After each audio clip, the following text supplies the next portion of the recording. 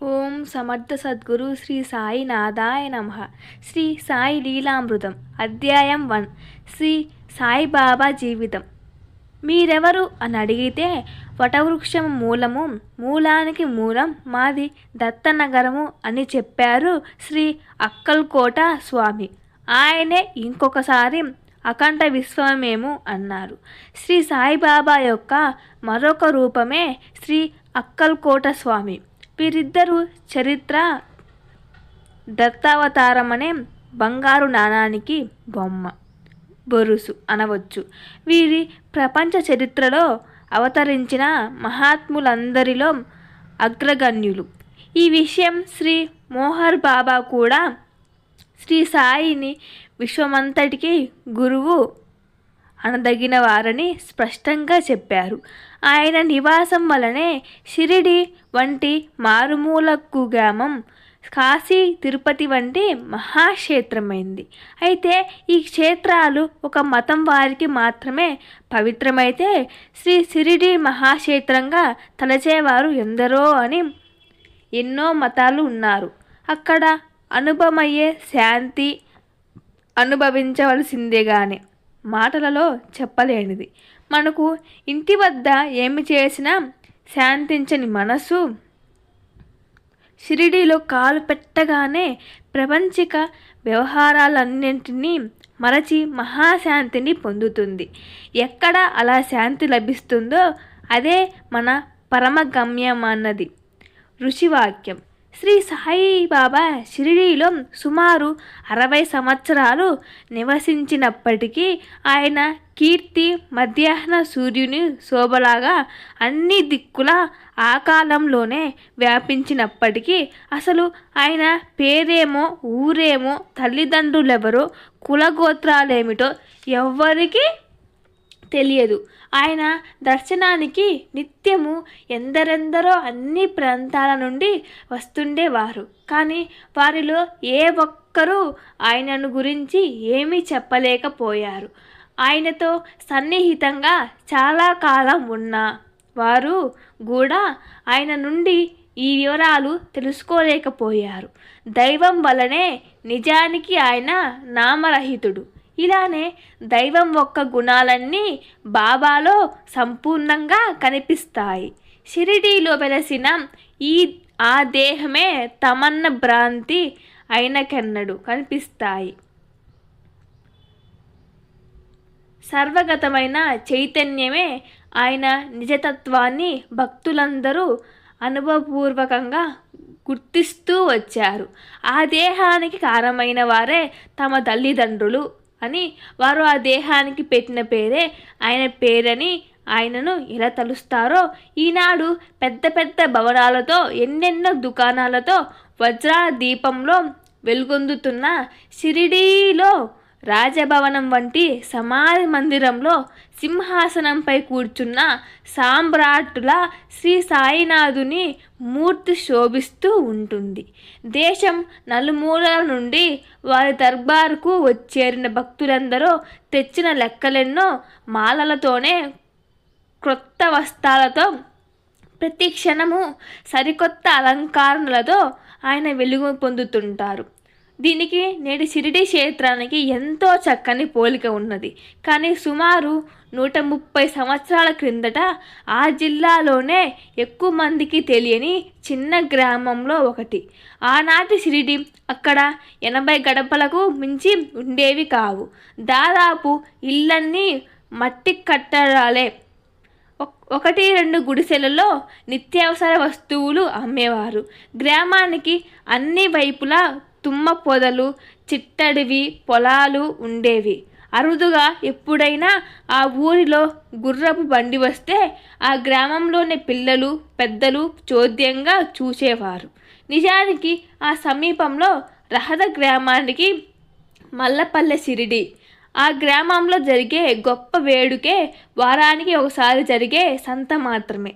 ఎప్పుడైనా కాలినడక దేశ సంచారం చేసే యాత్రికులు, సాధువులు, ఫకీర్లు ఆ గ్రామంలోనే మారుతి ఆలయంలోనే లేక తాకియాలోనే బస చేసేవారు. ఆనాటి షిరిడి ఈనాటి మన జీవితంలో లాగానే సరి అయిన వీధి కానీ వీధి దీపాలు కానీ ఉండేవి కావు. గ్రామంలో తలుపులు కూడా లేని మారుతి, శని, గణపతి, మహాదేవులు ఆలయాలు ఉండేవి. కానీ ఒక్కసారి ఒక పిచ్చివాడు ఆ మందిరంలో జొరబడి ఆ విగ్రహాలన్నీ విరగొట్టాడు కూడా.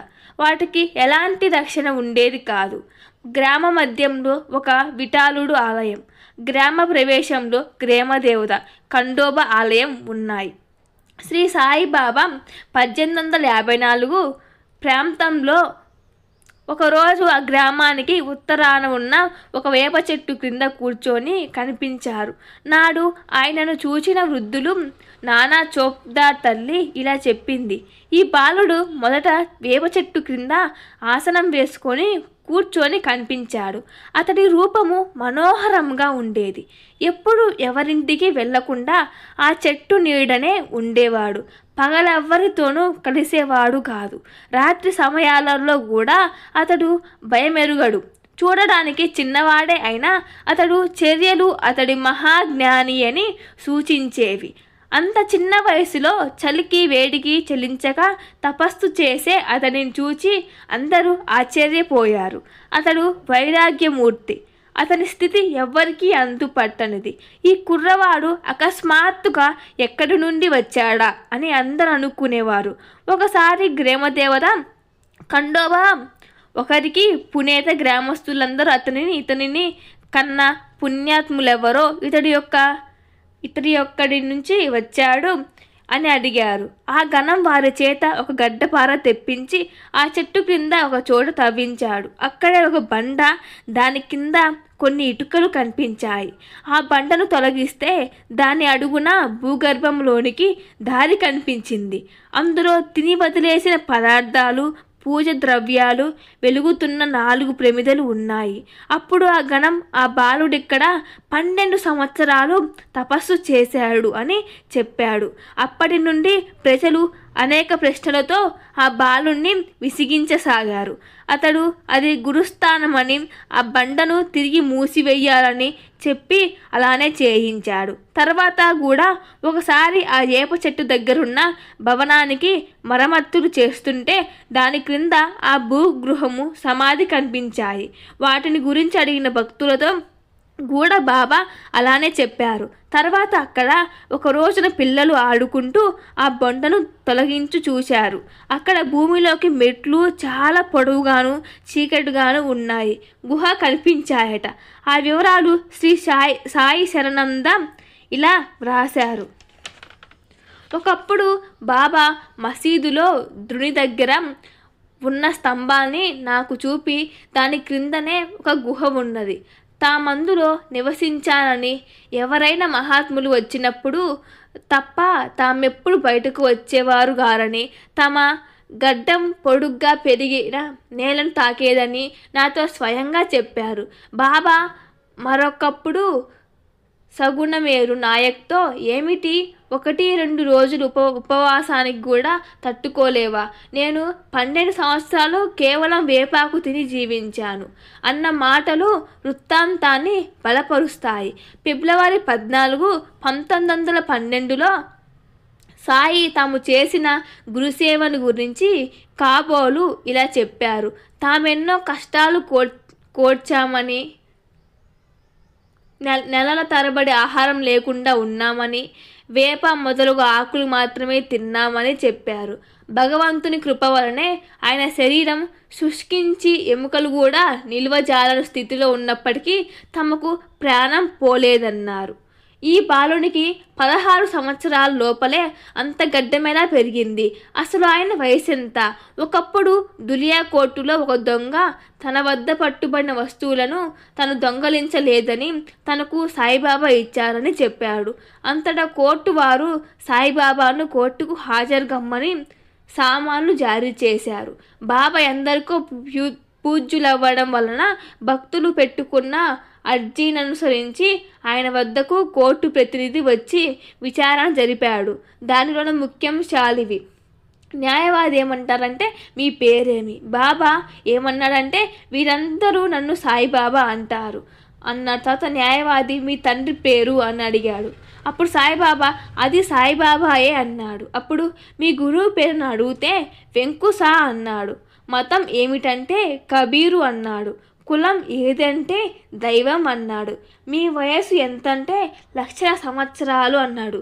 సరిగ్గా చెప్పండి, నేనెన్నడూ అబద్ధం చెప్పను అన్నాడు. అంటే సాయి నామ రూప కులమత వయభేదాలకు అతీతుడు, సర్వవ్యాపి అయిన ఆత్మయేనను స్పష్టమవుతుంది. ఆయన వయస్సు అపారమని తెలిపే ఆధారాలెన్నో ఉన్నాయి. అక్కల్కోటలో దత్తావతారంగా ప్రసిద్ధికెక్కిన శ్రీ స్వామి సమర్థ నిర్మాణం చెందబోతూ కన్నీరు కారుస్తున్న భక్తునితో షిరిడీలో నా అవతారమూర్తి నీకు లభిస్తారు, ఆయనను సేవించు, నీకే కొరత ఉండదు అని చెప్పారు. సాయిబాబా కూడా ఎందరో భక్తులకు అందుకు తగిన అనుభవం ఇచ్చారని మీరు చదువబోతారు.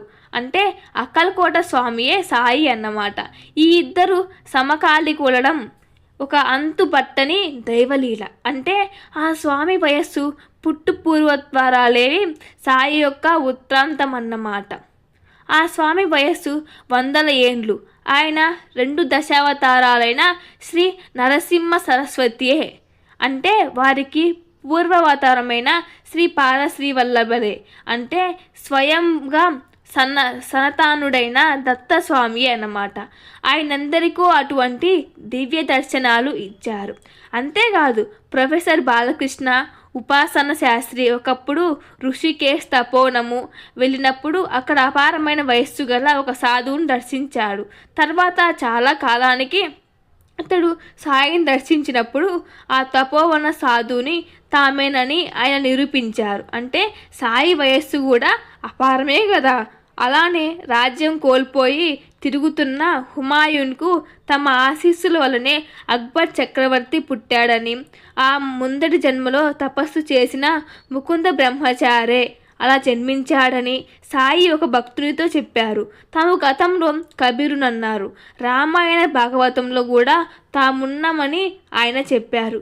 ఈయన జన్మించిన మాట నిజమే. అయితే నాటికి ఆయన పూర్ణుడైన జ్ఞాని అని ఆయనే ఒకసారి ఇలా సూచించారు. నేను పుట్టినప్పుడు తనకు కొడుకు పుట్టాడని మా అమ్మ ఎంతగానో పొంగిపోవడం చూచి నేను ఆశ్చర్యపోయాను. ఆమె నన్ను కన్నదెప్పుడు? అసలు నాకు జన్మం ఉన్నదా? నేను అంతకుముందు లేనా? ఇంత మాత్రానికి ఈమె పొంగిపోతున్నదేమిటి అనుకున్నాను. అంటే ఈ జన్మ వరకే ఉండే కొడుకు మీద ఇంత ప్రేమ ఎందుకు అని దాని అర్థం. నెక్స్ట్, ఈ వింత బాలుడు కొంతకాలానికి అకస్మాత్తుగా ఎక్కడికో వెళ్ళిపోయారు. సుమారొక సంవత్సరం తర్వాత షిరిడి చేరి అక్కడే ఉండిపోయాడు. ఈ మధ్యకాలంలో ఆయన ఎక్కడకు వెళ్ళారో ఏమి చేశారో ఎవరికీ తెలియదు. ఆ కాలం తాము విస్తారంగా దేవ సంచారం చేశామని, కొంతకాలం ఆలీ అను ముస్లిం మహాత్ముని దగ్గర, తర్వాత రహాటలోను చావడిలోను ఉన్నానని కుశాల్ బాబు అనే భక్తునితో సాయియే చెబితే అతడు చంద్రబాన్ షేర్కు చెప్పాడు. ఆ కాలంలో దేల్షేర్ ఆయనను చూచాడట కూడా. ఈ ఆలీగారు చిత్రపటం 1918 తర్వాత కూడా అహ్మద్ నగర్లో రహటేకర్ వాడలో ఉండేది. తర్వాత తాను అహ్మద్ నగర్ నుంచి రాహడ వచ్చి కొంతకాలానికి షిరిడీ చేరానని శ్రీ సాయి కుశాల్ బాబుకు చెప్పారు. మరొకప్పుడు శ్రీమతి కాశీబాయి కనిత్కర్ అనే భక్తురాలితో శ్రీ సాకారం మహారాజ్ అనే గొప్ప సాధువుతో కలిసి కొంతకాలం ఉన్నానని, ఆయన తమ గురుబంధావని, అక్కడ ఆయనతో కలిసి ఒక మామిడి యొక్క నాటమని బాబా చెప్పారు. జోగ్ అనే భక్తుడు ఈ ఇద్దరిని ఇస్తుండేవాడు. ఒకసారి జోగ్ అంగన్వాడీలోనే ఆ మామిడి చెట్టు కాయ కోసి షిరిడీకి తీసుకువెళ్ళాడు. కానీ అది పచ్చిదని దారిలో 2 మామిడి పండ్లు కొని అతడు బాబాకు సమర్పించాడు. బాబా ఆ పండ్లను ఆనంద బాష్పాలతో ఆయన కళ్ళు నిండాయి. దానిని అటు ఇటు తిప్పి చూసి ఇది ఇంకా పండలేదు అన్నాడు. అవునన్నాడు జోగి. సాయి మరి కొద్దిసేపు దానిని తదేకంగా చూచి దానిని కోయించి భక్తులందరికీ పెట్టించారు. అదెంతో మధురంగా ఉండడం చూసి అందరూ ఆశ్చర్యపోయారు. రెండవసారి షిరిడీ చేరే నాటికే వారు పరిపూర్ణులని తెలిసే సంఘటన. ఒకటి సాయి ప్రత్యక్ష భక్తుడైన దామోదర్ రాస్నే గారి కుమారుడు నానాసాహెబ్ రాన్నే నాకు చెప్పారు. ఈయన శ్రీ గాడ్గి మహారాజ్ అనే మహాత్మునికి తన ఇంట ఆతిథ్యమిచ్చి వారు గురుసేవ గురించి అడిగితే ఆయన చెప్పారట. మేము సామాన్యంగా ఆ వృత్తాంతం ఎవరికీ చెప్పము. మా తల్లిదండ్రులు చాకలివారు. శేష్గావ్ పతార్ది అనే ఊళ్ళో ఒక బట్టల దుకాణం పనిచేసేవాడిని. ఒకరోజు దివ్య వర్చస్సు గల ఫకీరొకరు మా గ్రామానికి వచ్చారు. ఆయన సేలు మాన్వత్ నుండి వచ్చారట. ఆయన ముస్లిం అన్న భావంతో ఎవరు భిక్ష వేయలేదు. మా దుకాణంలో కూడా యజమాని లేదు పొమ్మన్నారు. నాకు ఆయనను చూస్తూనే భిక్ష వేయాలనిపించింది. పరుగున పోయి రొట్టెలు కూర తెచ్చేసరికి ఆయన వెళ్ళిపోయారు. నేను ఆయన్ని వెతుకుతూ పోయేసరికి ఆయన ఒక ఏకాంత స్థలంలో కూర్చొని చేనులోని జొన్న కంకులు కోసుకొని తింటున్నారు. నన్ను చూసి కోపంతో నీవిక్కడికి ఎందుకు వచ్చావు అని గర్జించారు. మీకెవరు భిక్ష వేయలేదని గమనించి ఇంటి నుంచి భిక్ష తెచ్చాను అన్నాను. ఓహో, నేనేమి కోరితే అది ఇస్తావా ఏమన్నాడు అని ఎత్తి పొడపుగా అన్నారు. నా దగ్గర లేని డబ్బు తప్ప మీరేమి కోరినా ఇస్తాను అన్నాను. అయితే నీ ప్రాణం ఇవ్వు అన్నారు పంతంగా. అది నేను ఇవ్వగలిగింది కాదు, మీరే తీసుకోండి, నాకు ఈ జీవితం అంటే విరక్తి పుట్టింది అన్నాను. ఆ ఫకీరు నవ్వి నా తలపై చేయి పెట్టి ఆశీర్వదించారు. వెంటనే నా హృదయం చెప్పలేని మార్పు వచ్చింది. వారి సన్నిధి తప్ప మరేమీ కావాలనిపించలేదు. వారికి భిక్ష ఇచ్చాక ఇంటికి వెళ్ళి నాకొక గొప్ప గురువు దొరికారని, నేనిక సంసారంలో జీవించలేనని చెప్పి వేగంగా ఫకీరు వద్దకు చేరుకున్నాను. ఆయన నన్ను చూస్తూనే ఉగ్రోలై, దుష్టుడా, నీకిచ్చింది చలక ఇంకా పీడించకు, తినాలని వచ్చావే అని గద్దించి ఆ పక్కనున్న శ్మశానంలోకి వెళ్ళారు. నేను మిమ్మల్ని విడిచి బ్రతకలేను అంటూ వారిని అనుసరించాను. అక్కడ ఒక సమాధి పక్కన గుంట తవ్వి అందులో 2 కుండలు నీరు పోయమని నేను అలానే అన్నారు. అప్పుడు నేను అలానే చేశాను. ఆయన ఆ నీరు 3 దోసిలు తాగి నన్ను త్రాగమన్నారు. అవి తాగగానే నాకు చాలాసేపు బాహ్యస్మృతి లేకుండా పోయింది. నాకు స్పృహ వచ్చేసరికి ఆయన వెటో వెళ్ళిపోయారు. నేను ఆయన కోసం చాలా కాలం వెతికి చివరకు షిరిడీలోని మసీదుకు చేరాను. లోపల తెరలు దించి ఉన్నాయి. అచ్చట ఫకీరు స్నానం చేస్తున్నారు. నేను తల పైకెత్తి చూచాను. నన్ను అనుగ్రహించి ఫకీరే. ఆయన నన్ను చూస్తూనే పట్టరాని కోపంతో ఆయన లంచగొడక, ఇప్పటికే నా రక్త మాంసాలు పీక్కు తిన్నావు అన్నాడు. ఎముకలు కూడా తినాలని వచ్చావట్రా అన్నారు. ఒక ఇటుక విసిరారు. అది నా నొసట తగిలి నెత్తురు కారింది. మరుక్షణమే ప్రేమగా ఆయన నిన్ను పూర్ణంగా అనుగ్రహించారు. భగవంతుని అనుగ్రహం నీకెప్పుడు ఉంటుంది. నిన్నందరూ దైవంగా కొలుస్తారు. ఇక నా వెంట తిరగవద్దు అన్నారు. కొంతకాలానికి ఆయనే శ్రీ గద్గి మహారాజుగా లోకపూజ్యులై ఎన్నో ధర్మశాలలు, పాఠశాలలు స్థాపించారు. వీరి సంకీర్తన చేస్తుంటే వేలాది భక్తులు చేరేవారు.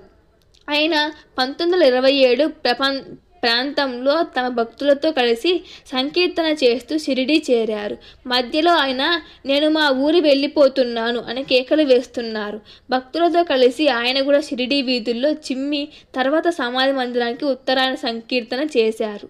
చివరకు భక్తులతో ఇదే మన ఆఖరి కలయిక అని చెప్పి వెంటనే లేచి కాలినడకతో నర్మదా తీరంలో బాదోద్ చేరి అక్కడే మహాసమాధి చెందారు. అంటే సాయి మరలా షిరిడీ చేరే నాటికి సమర్థుడైన సద్గురు అన్నమాట. తర్వాత సాయి ఆ ప్రాంతంలో యవల, పుంతంబ వంటి గ్రామాల్లో పర్యటించారు. ఆయన పుంతాంబలో శ్రీ గంగాశీర్ బాబా అనే సాధువును కలిశారు. మీరు మహానీయులు, నా వద్దకు రావడం ఏమిటి అన్నారు. నేను కేవలం మేకలు కాచేవాణ్ణి, మీరు సింహాలను, ఏనుగులను శాసించగలరు అన్నాడు. గంగాశీర్ అన్నారు ఆ మాట. తర్వాత సాయి నవ్వి వెళ్ళిపోయారని పూతాంబకు చెందిన ఒక వృద్ధుడు చెప్పాడు. శ్రీ సాయి చరిత్రలోనే మొదటి ఘట్టం వేప చెట్టు కింద ప్రారంభమైన అక్కడ ముగిసింది. తర్వాత ఆయన పర్యటనల గురించి నేపథ్యంగా మాత్రమే తెలిసింది. ఈ దివ్య నాటకంలో ఇది నాంది ప్రస్తావన. అసలు నాటకం మరల వేరే చోట ప్రారంభమవుతుంది. ఔరంగాబాద్ జిల్లాలోనే పైఠాన్ ప్రాంతమంతా జ్ఞానేశ్వర్ మహారాజ్ జనార్దన స్వామి, ఏకనాథుడు, సమర్థ రామదాస స్వామి వంటి మహానీయుల సంచారం వలనే ఎంతో పవిత్రమైంది. గోదావరి ఉపనది అయిన యలగంగా అచ్చట ధూప్ఖేడ అనే గ్రామానికి ప్రదక్షిణం చేసే ముందుకు సాగుతుంది. దానికి అవతల ఒడ్డున ఒక మైదానము, మహావృక్షాలతో నిండిన ఒక తోపు ఉండేవి. ఆ గ్రామానికి చెందిన శ్రీమంతుడైన ముస్లిం చాంద్ పాటిల్ ఔరంగాబాద్ వేడుతుండగా ఒకసారి అతని గుర్రం తప్పించుకొని పోయి 2 నెలలు ఎంత వెతికినా కనిపించలేదు. చివరికి అతడు దాన్ని జీను మాత్రం భుజాన వేసుకొని ఇంటికి వస్తూ సిందోస్ బిందోస్ అనే జంట గ్రామాల వద్ద యలగంగా ఒడ్డున చేరాడు. అక్కడ ఒక మామిడి చెట్టు కింద వెర్రివాని వలె ఉన్న ఒక పకీరు కనిపించాడు. అతని చంకలో సత్కా వంటికి జారు, కప్ని, తలపై టోపీ ఉన్నాయి. అతడు చిలీం సిద్ధం చేస్తూ చాంద్ పాటిల్ను చూచి తన చెంతకు పిలిచి నవ్వుతూ, నీ జీను నీవు మోస్తున్నావే అన్నాడు. పాటిల్ తన గుర్రం సంగతి చెప్పగానే పకీరు అదేమిటి ఒడ్డున ఉంది చూడమన్నాడు. అతడు పోయి చూస్తే అతని గుర్రం అక్కడే మేస్తున్నది. అంతటిలో ఆ పకీర్ సామాన్యుడు కాదని గుర్రాన్ని తీసుకొని ఆయన వద్దకు వచ్చాడు. అంతలో పకీర్ పొగాకు నలిపి చిలిం గొట్టం సిద్ధం చేశాడు. అప్పుడు తన వద్దనున్న పొడుగాటి పట్టరక వంటితో నేలపై కూర్చాడు. అక్కడికి నుండే బుడబుడమని నీరూరింది. ఆ పకీరు ఒక గుడ్డ తడిపి పిండి ఆ మట్టి గొట్టం చివర చుట్టాడు. తిరిగి సటకతో అతడు నేలపై కొట్టగానే ఒక నిప్పు కణిక బయటకు కనిపించింది. దానితో చిలిం వెలిగించి పాటిల్కు కూడా అందించాడు. పాటిల్ ఆయన శక్తి సామర్థ్యాన్ని నీవేరబోయ్ ఆయనను తన ఇంటికి ఆహ్వానించాడు. రేపొస్తాను, నీవు వెళ్ళు అని చెప్పి మరో రోజు ఆ పకీర్ అతని ఇంటికి వెళ్ళి అక్కడ భిక్ష చేశాడు. ఆయన కొంతకాలం యలగంగా ప్రక్కనున్న తోపులో మకాము చేశాడు. ఇందులో గుర్తుగా ఇప్పుడక్కడ ఒక సాయి మందిరం ఉన్నది. ఆయన ప్రాంతంలో తిరుగుతూ అప్పుడప్పుడు పాటిల్ని పలకరిస్తుండేవాడు. తరచుగా అతనికి స్వప్నంలో దర్శనమిచ్చి ముఖ్యమైన ఆదేశాలు ఇస్తుండేవారని ఆ వంశస్థులు చెబుతారు. కొంతకాలానికి ఆయన పాటిల్ ప్రార్థన మన్నించి అతని మేనల్లుని వివాహానికి పెళ్లివారితో కలిసి ఎద్దుబండిలో షిరిడీకి చేరారు. బండ్లన్నీ షిరిడీలో పొలిమేరలోను, ఖండోబా ఆలయం వద్ద మర్రి చెట్టు క్రింద పొలాలలో ఆగాయి. అందరితో పాటు పకీరు కూడా బండి దిగుతుంటే చూచి ఖండోబా ఆలయ పూజారి మహల్సాపతి ఆధారంగా ఏ సాయి రండి స్వామి అని ఆహ్వానించాడు. అలనాడు ఎవరికీ చెప్పకుండా షిరిడీ నుండి వెళ్ళిపోయిన ఆ వింత యువకుడే ఈ పకీరని గుర్తించి అతడు ఆనందించాడు. నాటి నుండి ఆ పకీరుకు ఆ పేరు స్థిరపడింది. సాయి కూడా షిరిడీలో స్థిరపడ్డాడు. ఆయన ఆ కళ్యాణానికి షిరిడీ వచ్చినది లోక కళ్యాణానికి. సాయిబాబాకు మొదట పరిచయమైన మహల్సాపతి ఆయనను మహాత్ముడని గుర్తించి తన మిత్రుడైన అప్పజోగ్లే, కాశీనాథులకు చెప్పాడు. నిత్యము ఆయన ముగ్గురు ఆయనను దర్శించుకునేవారు. పేదవాడైన మహాసపతి బాబాకు పరిచర్యలు చేస్తూ అతని మిత్రుల బాబాకు నిత్యావసర వస్తువులు సమకూర్చేవారు. ఒకనాడు అప్పకోతే పాటిల్ అనువాడు తన భార్యతో కూడా ఆయన వద్దకు వచ్చారు. వారిని చూస్తూనే సాయి లేచి నిలబడి వారిని ఆదరించాడు.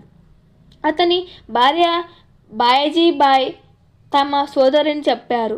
ఆమెకు కూడా మొదట దర్శనంతోనే బాబాపై భక్తి శ్రద్ధలు కలిగి ఆయనకు భిక్ష పెట్టకుండా భోం చేయకూడదని నిశ్చయించుకుంది. ఆ రోజులో సాయిని చూచి తాత్యాబాయి కోతే ఇలా చెప్పాడు. శ్రీ సాయి షిరిడీ గడ్డ మీద అడుగు పెట్టినాటికే నాకు 6 లేక 7 సంవత్సరాలు ఉంటాయి. ఆయన ఒక నిర్ణీతమైన నివాసమే ఉండేది కాదు. తర్వాత ఆయన వేప చెట్టు కింద కొంతకాలం నివసించారు. అప్పటికి ఆయన వయసు సుమారు 18 లేక 19 సంవత్సరాలు ఉండేవి. ఆయన సన్నని మీసాలుండేది. ఆయన మొదట షిరిడి వచ్చినప్పుడు ఆకుపచ్చటి కఫ్ని, ఆకుపచ్చ తలకట్టు ధరించేవారు. ఆ రోజుల్లోనే ఆయనను చూసిన రామ్గిర్ బువ ఆయననిలా వర్ణించాడు. ఆయనకు జుట్టు నడుం వరకు పెరిగి ఉండేది. ఆయన చేతిలో సటకా చిల్లింగొట్టపై అగ్గిపెట్టె ఉండేవి. నిత్యం గ్రామాల్లో భిక్ష చేసేవారు. ఆ రోజులలో ఆయన రోగులకు ఉచితంగా వైద్యము, అవసరమైతే స్వయంగా రోగికి పరిచర్యలు కూడా చేసేవారు. ఉదాహరణకు ఒక రోగికి సాయి మందించి అతని కలతల మీద, వీపు మీద సూదులతో కాల్చారు. అంతటితో అతనికి ఆ వ్యాధి తగ్గిపోయింది. అలాగే గణపత్ హరికన్నడకు కుష్టు జ్వరం వచ్చాయి. అతనికి చికిత్స కాని బాబాను వారింటికి తీసుకువచ్చారు. అమీన్ బాయ్ బాబా అతన్ని పరిశీలించి అతనికి ఒక పామును పట్టుకొమ్మని, కుష్టి రోగిని పాము కరవదని చెప్పి అన్నాడు. అతడు పట్టుకున్న పాము విషంతోనూ మందు చేసి అతనికిచ్చారు. అతనికి దాంపత్యం నిషేధించారు.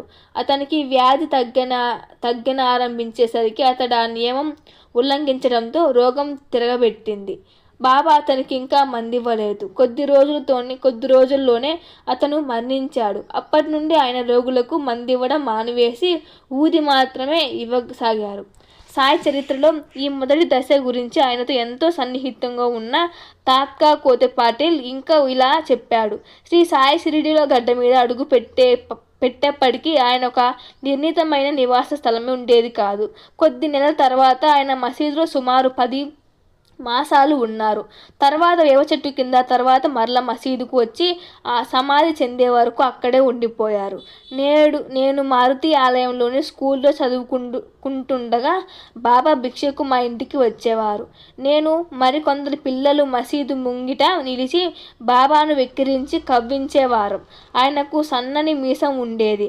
ఆయన ఎప్పుడు మసీదులో ఒక స్తంభం పక్కన మౌనంగా కూర్చొని ఉండేవారు. రఘు పాటిల్ రోజు మసీదు గేటు వద్ద నిలిచి ఆయనపై రాళ్ళు రువ్వేవాడు. ఒక్కొక్కప్పుడు బాబా మమ్మల్ని తిట్టేవారు. మేము పెద్దగా నవ్వి ఆయన సత్కా తీసుకొని పరిగెత్తేవాళ్ళం. మసీదులో 2-3 సంవత్సరాలు నివసించాక ఆయన లిండి మరియు సీరా అను ఉపనదుల మధ్యనున్న చెట్ల తోపులో సుమారు 2 సంవత్సరాలు 6 మాసాలు ఉన్నారు. అక్కడ భక్తులలో ఎవరో ఒకరు నిత్యం ఆయనకు భిక్ష ఇచ్చేవారు. నేను రఘు పాటిల్ ముగ్గురితో కలిసి ఆయనను దర్శించే వాళ్ళం. వామనరావు డెంగల్ కూడా వారి దర్శనానికి వస్తుండేవారు. రెండవసారి సాయి షిరిడీకి వచ్చినప్పటికీ నేను వింత సాధువు కూడా అచ్చడికి చేరాడు. శంకర్ నారాయణ వైద్య అనువాడు నానావళి అనే మహాత్ముని సమాధిని సేవిస్తుండేవాడు. ఒకనాడు ఆ మహానీయుడు స్వప్న దర్శనమిచ్చి షిరిడి వెళ్ళమని ఆదేశించాడు. అచ్చడికి చేరాను. సాయి రాగానే వారిని చూస్తూనే గొప్ప మహాత్ముడని గుర్తించి ఎంతో చనువుగా మామా వచ్చావా అన్నాడు. నోరెత్తవద్దు అని బాబా మందలించాడు వలన అతడు ఆయనను గురించి పెదవి ఎవరితోనూ చెప్పలేదు. సాయి తరచుగా రాత్రి సమయాల్లో పకీర్ల చావడికి వెళ్ళి మధురంగా పాడుతూ కళ్ళకు గజ్జెలు కట్టుకొని తన్మయత్వంలో నాట్యం చేసేవారు. ఆయన ఒకప్పుడు అరబ్ని, పార్సీ భాషలలో పాఠాలు పాడుతూ మరొకప్పుడు కబీర్, తుకారాం రాసిన పాటలు పాడేవారు. ఈ విషయాన్ని తాత్యా పాటిల్ ఇలా చెప్పాడు. ఒక్కొక్కప్పుడు బాబా పారవంశంలో ఉండేవారు. అప్పుడు చేతిలో తంబూర ధరించి పళ్ళు మరచి నృత్యం చేసేవారు. ఎంతో క్రమబద్ధమైన కదలికలు, కర్రనేత్ర హస్తములు, భంగిమలు ప్రేక్షకులను మంత్రం ముగ్ధులను చేసేవి. పిల్లలన గ్రోవి వ్రాయిస్తున్నవారు భంగిమలు నిలిచినప్పుడు సాక్షాత్తు బృందావన కృష్ణుని చూస్తున్నట్లే ఉండేది. ప్రేక్షకులకు కూడా పరవాస్యం కలిగి ఏదో అలౌకికమైన దృశ్యం చూస్తున్నట్లు అనిపించేది. ఇలా 1890 వరకు చేశారు. తర్వాత కూడా ఆయనకు కళల పట్ల ఆసక్తి ఉండేది కానీ వాటిని భక్తి ప్రపత్తుల కోసం మాత్రమే వినియోగించుకుంటూ మనిషికి అధోగతి తప్పదనేవారు. బాబా పత్రి గ్రామంలో జన్మించి బాల్యంలో ఒక పకీరును అప్పగించబడ్డారని, కొంతకాలానికి సేలు గ్రామంలో వెంకుస అనే హిందూ గురువుకు అప్పగించబడ్డారని, వారి సేవలో సర్వశక్తులు పొంది షిరిడికి చేరారని కథకు ఆధారం అక్కడే కనిపించదు. బాబా ఒకప్పుడు సేలు నుండి వచ్చామని తమ గురువు పేరు వెంకుస అని కొన్నిసార్లు చెప్పినా దానిని బట్టి తను ఈ కథ అల్లానని, అంతకు మించి వేరే ఆధారం లేవని మొదట ఈ కథను చెప్పిన దాసగను తన అనుభవాలు చెప్పాడు. కానీ బాబా ఒకప్పుడు తమ గురువు రేషన్ షా అని, ఆయనకు షిరిడీలోనే సేవించానని, వారి సమాధి అచ్చట వేప చెట్టు కింద ఉన్నదని, తాము అనాదిగా షిరిడీలోనే ఉంటున్నామని చెప్పిన దానితో గాను ఆయన శ్రీ అక్కల్కోట స్వామి యొక్క మరొక రూపం అన్న దానికి గానే సరిపోదు. తాము అహ్మద్ నగర్ హటాల నుండి వచ్చినామని, నేను ఇక్కడకు ఔరంగాబాద్ నుండి వచ్చాను, మా మామ నన్ను ఇక్కడకు తీసుకువచ్చాడు, నా తల్లిదండ్రులను విడిచి గంగా తీరానికి వచ్చే నాటికి నాకు 8 సంవత్సరాలు, అచ్చటి నుండి షిరిడీ వచ్చాను అని వేరు సందర్భాలు చెప్పిన వాటిలతో ఈ కథ పొసగదు. ఆయన 12 సంవత్సరాల షిరిడీ వేప చెట్టు కింద భూగృహంలో తపస్సు చేశారని నిశ్చయించమైంది. వృత్తాంతంలో ఈ కథ అసలే పొసగదు. 16 సంవత్సరాల యువకుడుగా ప్రకటమైన ఆయన అందులో ప్రవేశించేవాటికి 4 సంవత్సరాల మించి వయసు ఉండడానికి అవకాశం లేదు. సేలులో గోపాలరావు దేశ్ముఖ్ ఉరఫ్ వెంకుస వృత్తాంతమే నిజమైతే షిరిడీలో ప్రకటమయ్యే నాటికి బాబాకు సుమారు 60 లేక 70 సంవత్సరాల వయస్సుండాలని, తాము శుద్ధుడైన బ్రహ్మణుడని అన్నప్పుడు ఆయన బ్రహ్మజ్ఞాని అని మాత్రమే వారి భావం. అంతకంటే తరచుగా తాము ఉండేవారు కాదని, జయదేవ జయదత్తదూత మేమిని వంశజన్ముని అనే ఆరతి పాటను కీర్తించినట్లు ఆయన హిందువులకు హిందువుగా, ముస్లింలకు ముస్లిం అంటే హిందూ ముస్లిం అనే భేదాలకు అతీతుడు. సాయి తన గురువు సేవ గురించి ఒక్కప్పుడిలా చెప్పారు: నా గురువును ఇక్కడే చావడిలో చూచాను. ప్రశాంతము గంభీరమైన ఆయన ముఖంలో నిత్య సంతృష్టి నన్ను ముగ్ధుణ్ణి చేసింది. నా చూపు ఆయన ముఖం మీద నిలిచిపోయేది. క్షణమాత్రం ఎడబాటును కూడా సహించలేక పోయేవాణ్ణి. వారి సన్నిధిలో నాకు ఆకలి దప్పులు కూడా తెలిసేవి కావు. ఆయన 12 సంవత్సరాల పైగా నిండు హృదయంతో సేవించాను. ధ్యానస్థుడైన ఆయనను తమకు దేహమున్న సంగతే మరచి కూర్చున్న చోటు నుండి ఏ అవసరం కోసం లేచేవారు కాదు. నేను ఆయన చేత ఆహారం తినిపించి గుడ్డలు మార్చి ఆ ప్రదేశం శుభ్రం చేసేవాడిని. ఆయన నుండి ఏదైనా మంత్రం ఉపదేశంగా పొంది జపించాలని తలచాను. కానీ ఆయన నా చెవిలో ఏ మంత్రం ఉపదేశించలేదు. ఆయన నన్ను 2 పైసలు దక్షిణ కోరాడు. తాము కోరినది ప్రభుత్వం వారు ముద్రించిన లోహపు కానుక కావని, 1 పైసా నిష్ఠ, 2 పైసా సబూరి, సంతోషం గుడిన ఊరిమి అని ఆయన వివరించారు. వెంటనే అవి సమర్పించాను. నా సేవకు సంతోషించి, నీవెక్కడున్నా సరే, ఇక్కడ కానీ 7 సముద్రాల అవతల కానీ నీ వెంట ఉండి కాపాడుతాను అని ఆశీర్వదించారు. ఈనాటి నా ప్రతిభకంతటికి కర్తలు వారే. ఇదంతా వారి ఆశీస్సుల ఫలితమే. బాబా స్వయంగా స్వామి సాయి శరణానందంతో తమ గురువు పేరే రోషన్ షా అని చెప్పారు. ఆయన చెప్పి దానిని బట్టి రోషన్ షా పరమపదించక వారిని బాబాయే వేప చెట్టు కింద